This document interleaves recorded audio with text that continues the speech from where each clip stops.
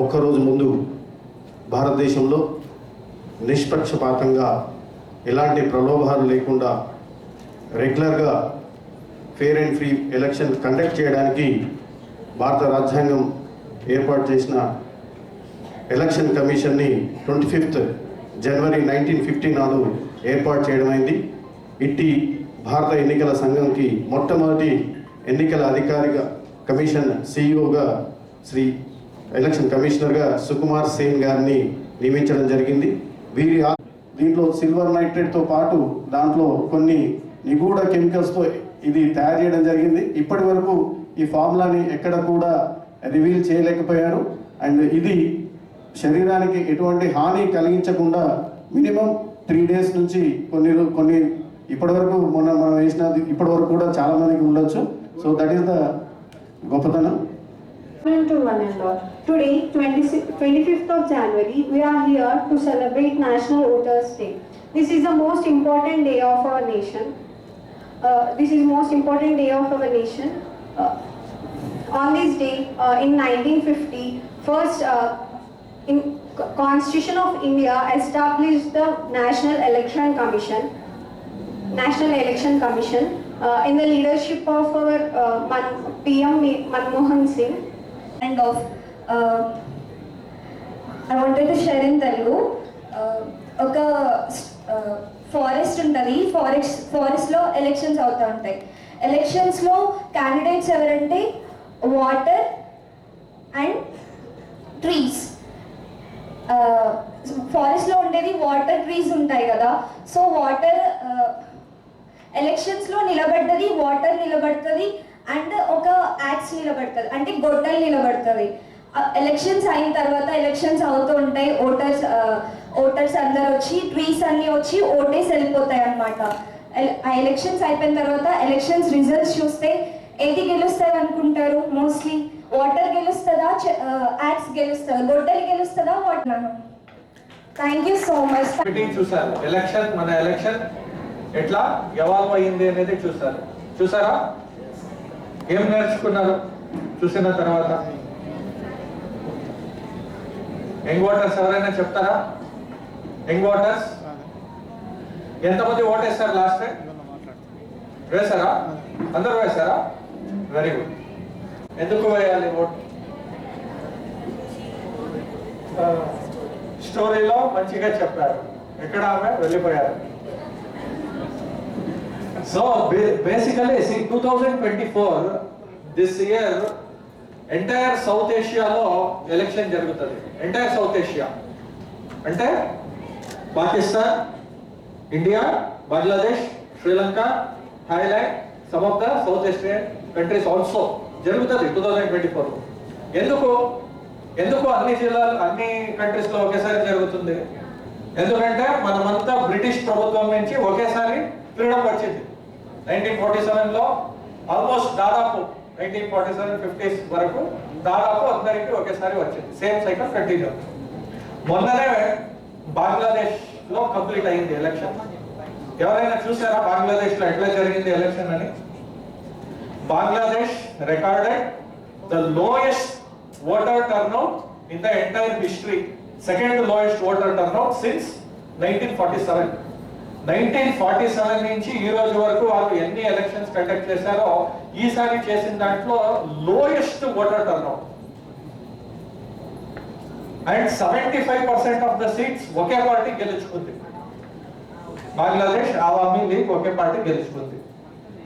80% of the seats లో opposition party వాళ్ళు నించోనే లేదు, ఎలక్షన్ నించోనే లేదు. That is the state of democracy in other countries.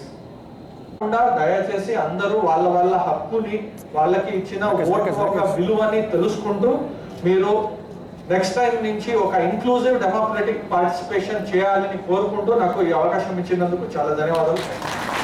మనము ఏదైనా ఉద్యోగం కానీ చదువు కానీ ఏదైనా ఎంపిక చేసుకోవాలనుకుంటే అది లైఫ్ లాంగ్ మనకి అవసరమైనటువంటిది కార్యక్రమం అని ఆ కోర్స్ని, ఆ కెరియర్ని చాలా జాగ్రత్తగా చూస్ చేసుకుంటాం. స్టడీ నుంచి ఈ ఒక బాట వేసుకుని ఒక లక్ష్యం వైపు వెళ్తూ ఉంటాం. మరి అదేవిధంగా జీవిత భాగస్వాములను సెలెక్ట్ చేసుకునేటప్పుడు కూడా జాగ్రత్తగా ఉంటాం. కానీ మన జీవితాలని తారుమారు చేసేటువంటి ప్రభావం ఉన్నటువంటి ఈ కార్యక్రమాన్ని పట్టించుకో, ఎందుకంటే దానికి మనకు సంబంధం లేదనుకుంటాం. కానీ నిజానికి ఇదే చాలా పెద్ద సంబంధం ఉంటుంది. మన మన మన లక్ష్యం ఏదైతే పెట్టుకుంటున్నామో, చదువు గురించి కావచ్చు, ఉద్యోగం గురించి కావచ్చు, మన జీవితంలో స్థిరపడడం గురించి కావచ్చు, దానిన్నింటినీ అస్థిరపరిచేటువంటిది ఈ యొక్క కార్యక్రమం. సో ఈ అస్థిరపరిచే కార్యక్రమాన్ని మనం వదిలేసి మనం ఎట్లా స్థిరపడతాం చెప్పండి?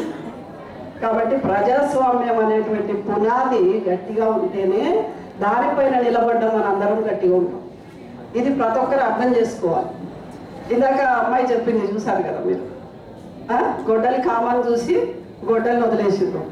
ఆ గొడ్డలి కామనే మంచిగా కట్టె లెక్క కనబడ్డది, కట్టె పడదు అనుకుంటే కట్టె దారి నిజ స్వరూపం ఇటు తిరగగానే కనబడింది. సేమ్ అట్లానే మనము ముఖాలను చూస్తాం. సో ఇప్పుడిప్పుడే కొంత అవేర్నెస్ వస్తున్నది. పట్టణీకరణ చెందినప్పుడు నిజానికి అసలు మన ప్రజాస్వామ్యంలో ఉన్నటువంటి విలువ ఏంటి, ప్రజాస్వామ్యం యొక్క ప్రాముఖ్యత ఏంటి అన్నది జనం దాకా పోవట్లేదు. ఎందుకు అంటే దాన్ని తీసుకెళ్లాల్సిన వాళ్ళు ఎవరైతే ఉన్నారో వాళ్ళు తీసుకెళ్లరు. ఎందుకు తీసుకెళ్లరు? అది తెలియకపోతేనే వాళ్ళకి లాభం ఉండదు. అది మనం గమనించాలి. అయితే కొద్దిమందే వస్తారు, డబ్బున్న వాళ్ళకి పెడితే కొద్దిమందే వస్తారు. కాబట్టి ఇవి కాదు, అది ప్రజాస్వామ్యమే కాదు. ఇంతమంది జనాభా ఉన్న చోట కొద్దిమంది ఓటేస్తే ఆ కొద్దిమంది అభిప్రాయమే అది. కాబట్టి అందరూ జనాభా దాంట్లో పాల్గొనాలి. కాబట్టి అన్ని కులాలు, అన్ని మతాలు, అన్ని జాతులు, ఆర్థికంగా పేదవారు కావచ్చు, ధనికులు కావచ్చు, విద్యావంతులు కావచ్చు, విద్య లేని వాళ్ళు కావచ్చు, మహిళలు కావచ్చు, పురుషులు కావచ్చు, అందరికీ ఇన్ని సంవత్సరాలు దాటితే, ఎందుకంటే ఆ సంవత్సరాల వరకు వాళ్ళకి జ్ఞానం రాదు కాబట్టి అప్పుడు వాళ్ళు నేతను ఎన్నుకునే తెలివితేటలు వస్తాయి. కాబట్టి ఇగో ఈ వయసు నుంచి దాటిన వాళ్ళు ఓటర్గా ఉండాలి అని పెట్టారు. అయితే మనమే చాలా మంది ఆల్రెడీ డాక్యుమెంటరీస్, అదేవిధంగా మన how the election system has evolved అనే దానికి చక్కగా నరేష్ గారు వివరించడం జరిగింది. So I was worried actually when Lakshminarayana గారు నాకు we will show this entire evolution of election process అనేది చెప్తే మళ్ళీ మిస్ అయితే కష్టం అవుతుంది కొన్ని అని. But I think they have done a wonderful job. ఎందుకంటే మనకి తెలియాల్సిన అవసరం ఉంది.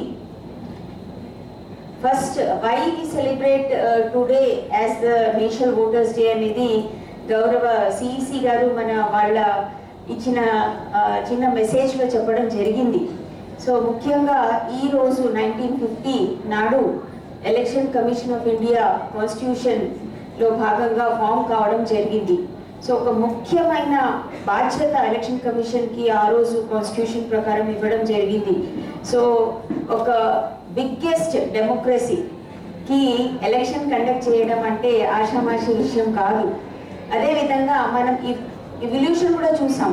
అంటే ఎక్కడ కూడా బ్యాక్ స్టెప్ వేయలేదు. ఎన్నో ఛాలెంజెస్ ఉండే మన కంట్రీకి.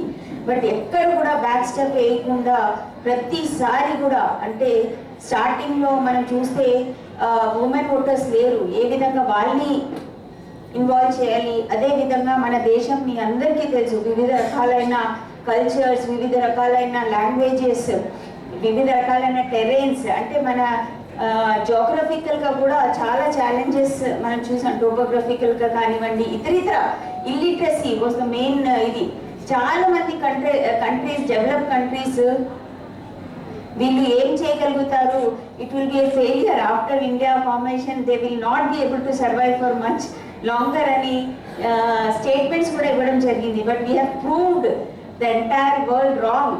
So that is India, and that is the entire election and the importance of democracy. And this has been possible. ఇది ఎందుకు పాసిబుల్ అయింది అని మనం చూసుకుంటే, ఒక ఎఫెక్టివ్ ఎలక్షన్ కమిషన్ అంటే కొన్ని ఇన్స్టిట్యూషన్స్కి ఆ క్రెడిబిలిటీ ఉంది ఈ రోజు వరకు కూడా. So if you see ECI is one of such institutions. ఒక ఫ్రీ ఫెయిర్ ఫియర్లెస్ మేనర్లో ఎలక్షన్ కండక్ట్ చేయడం, అదేవిధంగా మన ప్లెడ్జ్లో మనం చూసుకున్న రిలీజియన్కి వ్యతిరేకంగా, రేస్కి ఎక్కడ కూడా ఇండ్యూస్మెంట్ ఫ్రీ ఎలక్షన్ నిర్వహించడంలో వారు ఇచ్చే ఆదేశాలు, వాళ్ళు ఇచ్చే ఇన్స్ట్రక్షన్స్ మనకి free and fair election conduct చేయడానికి దోహదపడుతున్నాయి. ముఖ్యంగా మళ్ళొకసారి పేరిన తెలంగాణ స్టేట్ లెజిస్లేచర్ అసెంబ్లీకి సంబంధించిన వీరందరూ కూడా చాలా చక్కగా ఇన్వాల్వ్ అయ్యి 100% మీ వంతు సహకారం అందించినందుకు ధన్యవాదాలు తెలుపుతూ, నాకు ఈ అవకాశం ఇచ్చిన పెద్దలందరికీ కూడా ధన్యవాదాలు.